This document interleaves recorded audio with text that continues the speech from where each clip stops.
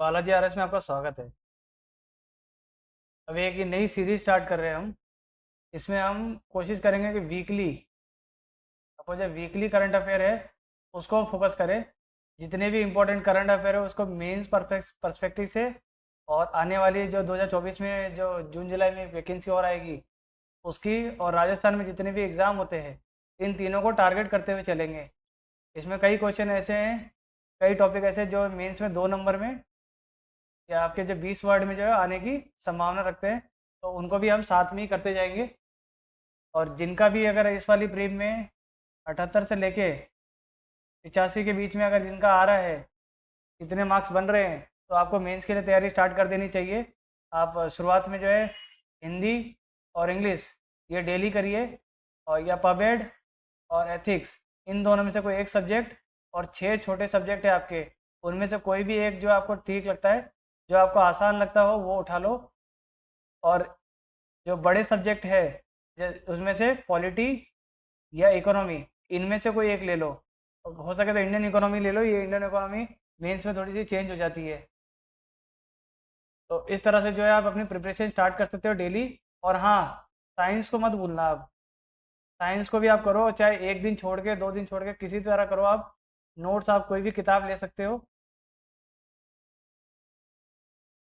और जो टॉपिक दे रखे हैं उनको ही आपको पढ़ना है साइंस की किताबों में। ठीक है, आपकी प्रिपरेशन स्टार्ट करिए। और अब जो है राजस्थान का जो करंट अफेयर 1 से 7 अक्टूबर के बीच में, इनको देख लेते हैं। ये मेरे बारे में है, आप पढ़ लीजिए। और ये आपके जो RPSC college professor, junior accountant, संगणक, एसआई, कांस्टेबल, आने वाली प्री और मेन सब में काम आएगा। अब पिछले पिछले वीक में एक करंट अफेयर में था स्वतः प्रोजेक्ट, इसको अनुमति दे दी गई है। तो ये स्वतः प्रोजेक्ट ही आपको 2 नंबर में पूछ सकते हैं मेंस में। ये क्या है? Real time auto service delivery system. आपको पहले इसका नाम लिखना है। अब इसमें काम क्या होता है? जन आधार डेटाबेस का उपयोग करके प्रदेशवासियों को उनकी पात्रता, जहाँ जहाँ वो एलिजिबल है, जिन स्कीमों में, जितनी भी स्कीम है राजस्थान गवर्नमेंट की, उनमें जिनमें भी वो पात्र है उसके अनुरूप विभाग की जन कल्याणकारी योजनाओं का लाभ स्वतः ही मिल जाएगा। इसलिए इसको स्वतः नाम दिया है। अपने आप ही उनकी पात्रता जो है सिस्टम आइडेंटिफाई कर लेगा और उनको वो स्कीम अलॉट हो जाएगी। और ये लॉन्च किसने किया है? ये स्वतः प्रोजेक्ट किसका है? सूचना प्रौद्योगिकी प्रौद्योगिकी एवं संचार विभाग द्वारा ये विकसित किया गया है, और इसकी कॉस्ट लगभग 15 करोड़ लगी है। अगर आपके अगले साल भी अगर प्री की तैयारी कर रहे हो, तो इस बार जितनी भी स्कीमें आएंगी उनकी ये विभाग का नाम साथ साथ भी आप रखते जाओ, सूचना प्रौद्योगिकी एवं संचार विभाग स्वतः। अगला, 4 और पैनोरमा की मंजूरी दी गई है, तो हमें बस पैनोरमा का नाम और उनकी लोकेशन याद रखनी है। स्वामी आत्माराम जी लक्ष्य, ये जयपुर के, इनका पैनोरमा जयपुर में बन रहा है। पृथ्वीराज चौहान अजमेर, राव भीका जी बीकानेर में, और एक चौथा वाला इंपॉर्टेंट है, इंदिरा महाशक्ति भारत, ये जैसलमेर में इनका ये पैनोरमा बनेगा। और इसकी टोटल कॉस्ट है ये 4 की 18 करोड़ की लागत से बनेंगे। अगला, एक ये सवाल 20 शब्द में आ सकता है मेंस में, कि बाल हक ई बॉक्स क्या है? ठीक है, बाल हक ई बॉक्स, बाल अधिकारिता विभाग, जो चाइल्ड चाइल्ड का अधिकारी का चाइल्ड राइट डिपार्टमेंट है, ने बाल हक बॉक्स को लॉन्च किया गया है। और इसमें क्या होता है? बालक या उसके परिजन, इसमें जैसे ही आप ये ई बॉक्स ये साइट खोलोगे, ये खोलोगे, तो एक क्यूआर कोड आता है। उस क्यूआर कोड को स्कैन करते ही आपको एक गूगल फॉर्म मिल जाएगा। उस गूगल फॉर्म में आप जो जो बच्चा है, बच्चे की नाम, आयु और उससे जुड़ी जो समस्या है, जो उसके साथ जो घटना घटी है, उसके बारे में आप जो है शिकायत दर्ज कर सकते हो। तो क्यूआर कोड और साथ में गूगल फॉर्म याद रखना है, और ई बॉक्स ये है, और बाल अधिकारिता विभाग। ये 20 वर्ड में आप जो है 2 से 3 फैक्ट भी आप लिख दोगे, तो भी आपको जो है पूरे नंबर मिल जाएंगे। अगला, कुछ स्कूलों के नाम चेंज कर दिए गए हैं। आपको पुराने याद रखने की जरूरत नहीं है, क्योंकि उनके सिर्फ आगे जो है, जैसे राजकीय महाविद्यालय है, तो इनके पहले इनका जो सिर्फ नाम पूछा गया है, नाम चेंज किया है। अब इसमें एक नाम चेंज किया है, बेगू चित्तौड़गढ़ में जो राजकीय महाविद्यालय था, अब इसको शहीद रूपा जी कृपा जी राजकीय महाविद्यालय बेगू चित्तौड़गढ़। ये बेगू आंदोलन से जुड़े हुए थे, इनके बारे में आप तैयारी कर लो। जो पर्सनैलिटी वाली जो आपकी होती है, क्वेश्चन आते हैं मेंस में, तो 2 मार्क्स में आपको जो है ये वाला सवाल आ सकता है कि रूपा जी कृपा जी कौन थे। अगला है एपीजे अब्दुल कलाम राजकीय कन्या महाविद्यालय, ये गंगपोल जयपुर में है। ये बस के आगे जो ये है ना इतना, ये पहले था, आगे बस एपीजे अब्दुल कलाम नाम ऐड कर दिया गया है। अब आपको सिर्फ ऑब्जेक्टिव एग्जाम में क्या पूछेगा कि एपीजे अब्दुल कलाम ये राजकीय विद्यालय है, महाविद्यालय, ये कहाँ पर है, ये गंगपोल जयपुर में है। अगला है शेखाला जोधपुर में राव गोगा देव जी, आपने गोगा जी जो है गोगा जी, उनका उनके नाम पे जो है राजकीय कन्या महाविद्यालय ये नामकरण किया गया है। पहले ये राजकीय कन्या महाविद्यालय था शेखाला जोधपुर, अब इनको जो है राव गोगा देव जी के नाम से जाना जाएगा। कुछ और है, ज्योतिबा फुले राजकीय महाविद्यालय, ये कहाँ पर है, और जयपुर में। पहले ये राजकीय महाविद्यालय था, आगे अभी ज्योतिबा फुले इनके नाम ऐड किया गया है। और एक ये याद रख लेना, ये इंपॉर्टेंट है, इसको मार्क कर लो कि राजकीय आयुर्विज्ञान महाविद्यालय था सिरोही में, का नाम परिवर्तित करके भीमराव अंबेडकर राजकीय आयुर्विज्ञान, ये आयुर्वेद का जो साइंस है उसके महाविद्यालय सिरोही में है। ये आपको डायरेक्ट भी पूछ सकता है कि ये कहाँ पर है, सिरोही में। अगला ये है श्री शार्दुल सिंह दाता राजकीय बालिका उच्च माध्यमिक विद्यालय रोवाड़ा सिरोही। तो शार्दुल सिरोही, अंबेडकर जी का भी सिरोही, ज्योतिबा फुले ज्योतिबा जयपुर, गोगा देव जी अपने जोधपुर के, एपीजे अब्दुल कलाम जयपुर में, और शहीद रूपा जी कृपा जी किसान आंदोलन से जुड़े थे, बेगू आंदोलन से, तो बेगू चित्तौड़गढ़ के बारे में आप तैयारी कर लेना। ये 2 नंबर में आपके आ सकता है, राजस्थान के आर्ट एंड कल्चर में, ये राजस्थान की हिस्ट्री में, सॉरी। अब कुछ करंट अफेयर और देख लेते हैं, वन लाइनर है, इंपॉर्टेंट। एक तो 2 तरीके की आंगनवाड़ी होती है, एक मुख्य आंगनवाड़ी, एक मिनी आंगनवाड़ी।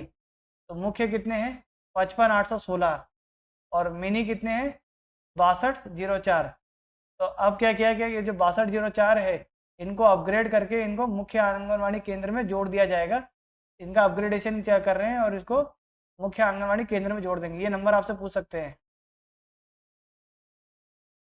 अगला, अभी फिलहाल जो अपने पूर्व सीएम है वसुंधरा राजे, ये तनोट माता मंदिर जी को इन्होंने विजिट किया है। तो ये कहाँ पर है, ये जैसलमेर में है, हमें पता ही है, और वहाँ के आर्मी रेंज है, इनको पूछती है आर्मी। अगला, 12 अक्टूबर से आने वाली डेट में ये लॉन्च हो गया जैसलमेर दिल्ली की, जो जैसलमेर से दिल्ली जो एयरलाइन है, एयर सेवा शुरू की गई है। और ये एयर सेवा जो शुरू की है, इसकी पहली फ्लाइट कौन सी एयरलाइन बढ़ेगी, ये इंडिगो, ये इंडिगो याद रखना आप। जैसलमेर दिल्ली वाली जो फ्लाइट है जो चालू की है, जो रूट चालू किया गया है, उसको उसकी पहली फ्लाइट इंडिगो एयरलाइन द्वारा पहली उड़ान भरी जाएगी। अगला, 2 परियोजनाओं को अनुमति मिली है सोलर प्रोजेक्ट की। एक तो भडला जोधपुर में 500 मेगावाट की सौर परियोजना, ये भडला जोधपुर तो आपको याद ही है, एक याद कर लेना, कालासार जोगनाथ, ये जो सोलर पावर प्रोजेक्ट है बीकानेर में है, पहले तो याद रखना। फिर ये 370 मेगावाट की परियोजना है, इनके लिए भूमि आवंटित की गई है। और ये दोनों कौन सी संस्था संचालित करेगी, एनटीपीसी नवीनीकरण ऊर्जा लिमिटेड, या फिर NTPC renewable energy corporation, renewable energy limited. तो ये एनटीपीसी है जो ये 2 प्रोजेक्ट लगा रही है, भडला जोधपुर में, कालासर एवं जोगनाथ बीकानेर में। ये पूछ सकता है आपको, ये कालासर जोगनाथ जो सोलर प्रोजेक्ट है ये कहाँ कौन से जिले में है, ये बीकानेर में है। अगला है राजयोग एजुकेशन एंड रिसर्च फाउंडेशन बनाने के लिए भूमि आवंटित की गई है। तो आपको सिर्फ लोकेशन पूछेगा कि ये जो राजयोग एजुकेशन एंड रिसर्च फाउंडेशन है ये कहाँ पर है, ये सांगानेर जयपुर में बन रहा है। अगला, लाडनू मकराना में, लाडनू और मकराना ये 2 जगह पे मॉडर्नाइज रोडवेज बस स्टैंड की स्थापना हो रही है। आपको बस याद रखना कि ये वैसे डीडवाना कुचामन में पहले था, अब ये डीडवाना और कुचामन 2 अलग जिले बन गए हैं। तो एक तो शायद ये लाडनू शायद डीडवाना में है और मकराना कुचामन में है। आपको तो सिर्फ याद रखना, लाडनू कुचामन, लाडनू और मकराना 2 जगह है, 2 रोडवेज है जिसको मॉडर्नाइज करने के लिए अनुमति मिल गई है। अब एक ये इंपॉर्टेंट न्यूज़ है, इसमें ध्यान देना। Rajasthan state logistic development corporation, ये Rajasthan logistic service delivery corporation, ये याद रखना, राजस्थान सर्विस डिलीवरी कॉरपोरेशन ये बनाया गया है, जिसके तहत राज्य अभी ये क्या करेगा, सर्विस डिलीवरी करनी है और लॉजिस्टिक है, मतलब इनका डेटा मेंटेन करना है। तो किन का डेटा मेंटेन करेंगे, जो कुशल और अकुशल अभ्यर्थी है, जो रोजगार की तलाश में है, उनका डेटा राज्य सरकार मेंटेन करेगी और उनका रजिस्ट्रेशन करवाएगी, ताकि जो संविदा पे लगते हैं कर्मचारी, उनका जो शोषण होता है वो शोषण रोका जा सके और इनको जो है उचित पारिश्रमिक या श्रमिक प्रदान किया जा सके। तो Rajasthan logistic service delivery corporation, आपको सिर्फ ये नाम भी पूछ सकता है कि वैसे ऐसे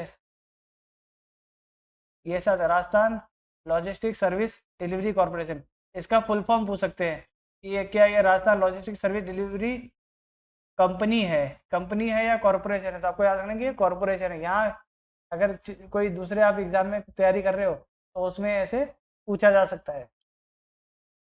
अगला, राजस्थान अक्षय ऊर्जा नीति जो 2023 है ये लॉन्च हो गई है। अब इसके तहत टारगेट कितना है, 90 गीगावाट का। तो अक्षय ऊर्जा से 90 गीगावाट की क्षमता का विकास किया जाएगा 2023 की नीति से। अगला, वक्फ बोर्ड, आपको पता ही है, मुस्लिम की जो संपत्ति का वक्फ बोर्ड है, उसमें जो है केंद्रीय अधिनियम की धारा 109 को जो है अनुमोदन कर दिया गया है।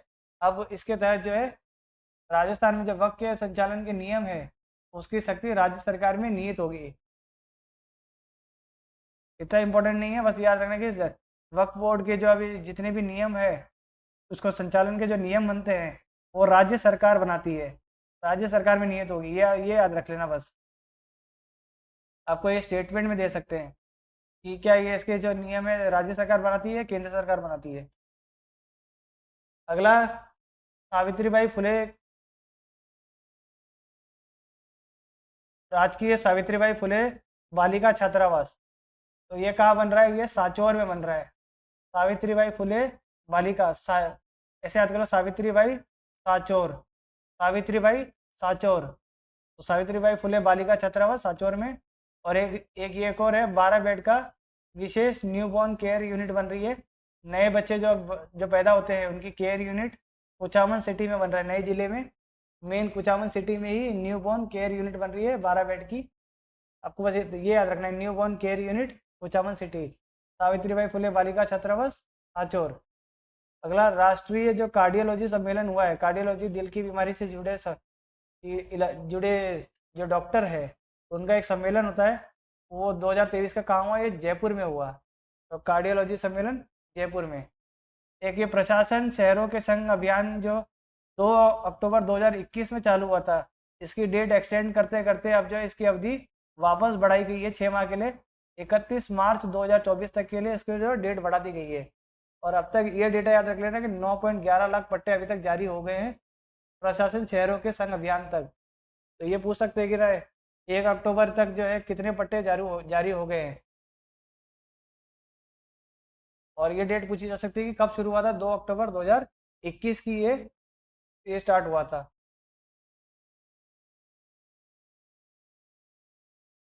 अब एक ये इम्पोर्टेंट है, जो राजस्थान की जो पर्यटन कोष विकास कोष बना था 1500 करोड़ का बजट में, उसमें से जो है धीरे धीरे कई स्थानों का जो विकास हो रहा है। और इसमें से कई स्थानों का मैंने जो है इकोनॉमिक सर्वे, बजट और करंट अफेयर में मैंने कवर कर लिया है। अब एक और है नारायणी माता, श्री नारायणी माता धाम, जो टहला तहसील अलवर में है। तो नारायणी माता अलवर, इसके जीर्णोद्धार के लिए 2.69 करोड़ रुपए की मंजूरी दी गई है। और ये कौन से कोष से लिया जाएगा, पर्यटन कोष, जो 1500 करोड़ का है। तो नारायणी माता, आपको ये लोकेशन याद रखनी, नारायणी माता धाम अलवर।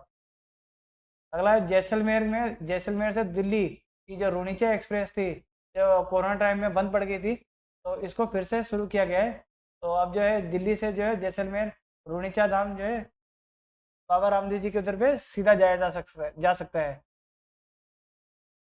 तो ये ट्रेन वापस शुरू हो गई। अगला, सीएम अशोक गहलोत ने ये इन्होंने जो अभी एक श्री राम जरो का कैलाश धाम मंदिर का विजिट किया था अपने माननीय सीएम अशोक गहलोत जी ने। तो ये पूछ रहे हैं कि इसका जो याद रखना है कि ये लोकेशन कहाँ पर है। तो ये श्री राम झरोखा कैलाश धाम मंदिर बीकानेर में है। तो ये कहाँ पर है? बीकानेर में। राम झरोखा कैलाश धाम मंदिर, श्री राम के झरोखा कैलाश धाम मंदिर बीकानेर में।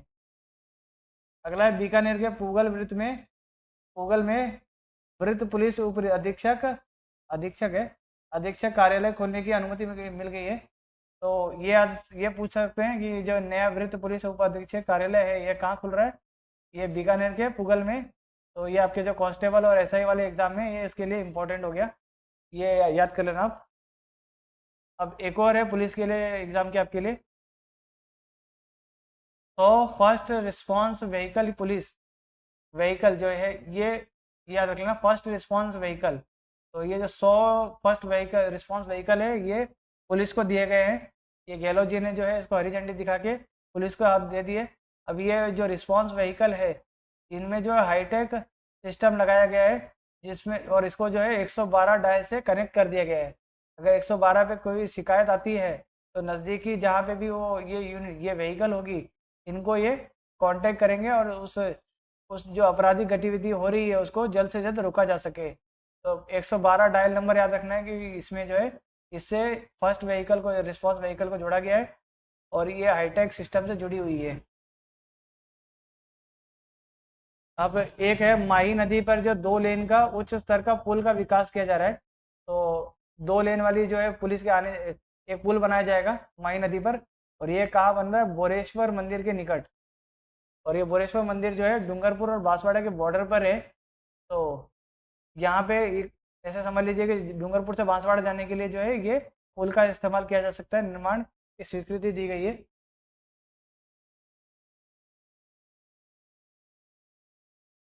तो इनमें बोरेश्वर मंदिर याद रख लेना, माही नदी के किनारे है, और 2 लेन की उस स्तरीय पुल याद रखना है आपको। अगला आपका विजन 2030 का जो डॉक्यूमेंट है उनमें से कुछ जो इम्पोर्टेंट अनाउंसमेंट है वो याद रख लो। एक तो गिग वर्कर, बजट में हमें पता है कि 200 करोड़ का जो है इसका बजट निकाला गया है गिग वर्कर के लिए स्पेशल। अब इन्होंने क्या किया, राजस्थान सरकार के साथ अगर एक गिग वर्कर पंजीकरण करते हैं, ये रजिस्टर करते हैं खुद को, तो इनको वन टाइम 5000 रुपीज़ की जो है एक बार ये सहायता दी जाएगी। और ये 5000 से ये जो हेलमेट, गाड़ी की जो सामान, कपड़े वपड़े जो इनको लेने हैं वो इससे यूज़ में ले सकते हैं। और दूसरी न्यूज़ थी बालिका और महिलाओं को रोडवेज का मंथली पास, अगर ये मंथली पास बनवाती हैं तो इनको किराए में 90% तक छूट देने की घोषणा की गई है। तो वैसे तो 50% तक छूट थी, और कई कई जो है कुछ ट्रेनों में कुछ बसों में 75% है। और अगर बालिकाएं महिला अगर मंथली पास बनवाती है तो 90% तक छूट दे सकते हैं। तो ये सवाल पूछ सकते हैं कि कितने प्रतिशत तक छूट दी जाने वाली है। अब कुछ टारगेट देख लेते हैं विजन के। तो प्रति व्यक्ति आय जो है दुगनी करनी है। अभी जो वो अपनी है 86 हज़ार के समथिंग, और 1,50,000 के समथिंग जो स्थिर और प्रचलित मूल्य में अपनी प्रति व्यक्ति आय है इसको डबल करना है। बेरोजगारी दर को 5% से कम लाना है। साक्षरता का लक्ष्य 100% रखना है। महिला सशक्तिकरण और पर्यावरण को रक्षा। मेन तो ये 3 टारगेट याद रख लो। एजुकेशन तो याद रहेगा, बेरोजगारी को 5% से कम करना है, प्रति व्यक्ति आय को दुगना करना है, मंथली पास 90%, और पंजीकरण से गिग वर्कर। अभी गिग वर्कर आपको पता ही होगा, ओला उबर में जो काम करते हैं, ठीक है, जो फ्रीलांसर का काम करते हैं उनके लिए तो 5000 की इनको भी सहायता देंगे।